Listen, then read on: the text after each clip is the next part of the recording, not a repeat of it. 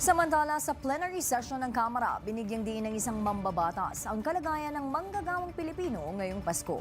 Si Faith Santiago, una sa balita. I rise today in the matter of personal and collective privilege, compelled by the sad and harsh reality facing every Filipino worker and their family.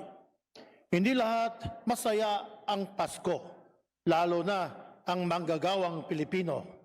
Iyan ang pambungad na mensaheng ipinarating ni House Deputy Speaker Raymond Democrito Mendoza kung saan hinamon niya ang gobyerno na tugunan ang mga kinakaharap na pagsubok at paghihirap ng mga manggagawang Pilipino, lalo na ngayong magpapasko. Binigyang halaga niya ang kalagayan ng mga migranteng Pilipino na dumaranas ng abuso at pananamantala sa ibang bansa. Iginiit ng representante ang kahalagahan ng empathy at agarang pagkilos ng pamahalaan sa pagprotekta sa mga Filipino migrant workers. Gayon din ang pag-uwi sa mga labi ng mga pumanaw sa ibang bansa pabalik sa kanilang pamilya. Aniya, isa itong sa mga paraan upang magkaroon ng mas panatag na Pasko ang mga pamilyang nawalan ng mahal sa buhay. Tinalakay din ni Representative Mendoza ang isyu ng 500 peso Noche Buena na aniya ay hindi sapat na solusyon. Sa halip, binigyan diin niya na mas dapat isulong ang pagbabawas ng buwis, pagdagdag ng sahod at pagpapalawak ng wages at benepisyo upang mapabuti ang buhay at mapanatili ang dignidad ng mga Pilipino sa kasalukuyan at sa mga susunod na henerasyon. Habang pinuri ng TUCP Party List ang pagbibigay prioridad ni Pangulong Ferdinand R. Marcos Jr. sa mga makahalagang hakbang laban sa korupsyon at political dynasties, inilahad din ni Representative Mendoza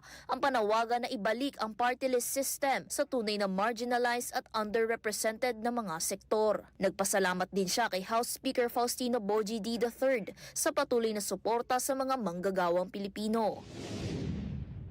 That is why we extend our deepest gratitude to our dear Speaker of the House of Representatives, Honorable Faustino Bogie D. III, for so powerful reaffirming the fundamental truth of democracy, that representation must always be real, authentic, sector-based.